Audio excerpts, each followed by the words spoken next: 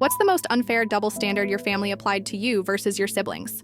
My brother could stay out until 2 a.m. without a single question. I had to be home by 9 p.m. with a detailed itinerary of where I'd been and who I'd talked to. He crashed Dad's car twice, once into a mailbox, once into our neighbor's fence. Dad just shook his head and said, "Boys will be boys." When I got a tiny scratch on Mom's bumper from a grocery cart, I was grounded for 3 weeks and had to pay for the touch-up paint out of my babysitting money. The real breaking point came during my senior year of high school. My brother had just flunked out of his second college. Dad called it finding himself and immediately enrolled him in a third school, complete with a new car and increased monthly allowance. Meanwhile, I'd maintained a 4.0 GPA, worked weekends at the local library, and earned a full scholarship to my dream university. When acceptance letters came, my parents barely glanced at mine.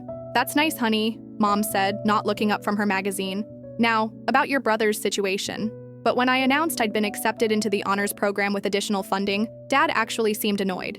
"Don't get too big for your britches," he warned. "College changes people. Look what happened to your cousin. She got all those degrees and now she thinks she's better than everyone." The night before I left for college, my brother threw a massive house party while our parents were out of town. When they returned to find beer bottles everywhere and a hole in the living room wall, they just sighed. "At least he's being social," Mom said, sweeping up broken glass. That same week, I'd asked permission to attend my best friend's goodbye dinner. The answer was no because it was a school night, despite the fact that I was leaving for college in literally 12 hours.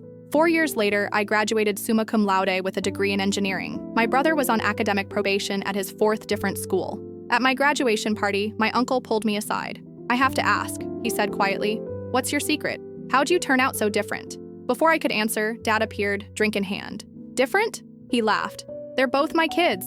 Same parenting, same values, just different personalities." My uncle looked confused. "But didn't you always have stricter rules for—" "Nonsense," Dad cut him off. "We treated them exactly the same." That's when something clicked. They genuinely believed their own lie.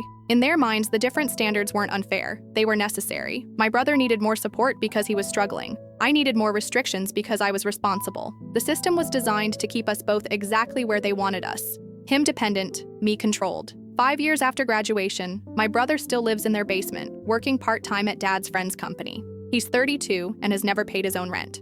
Last Christmas, Mom sighed dramatically. "I just don't understand why you never visit anymore."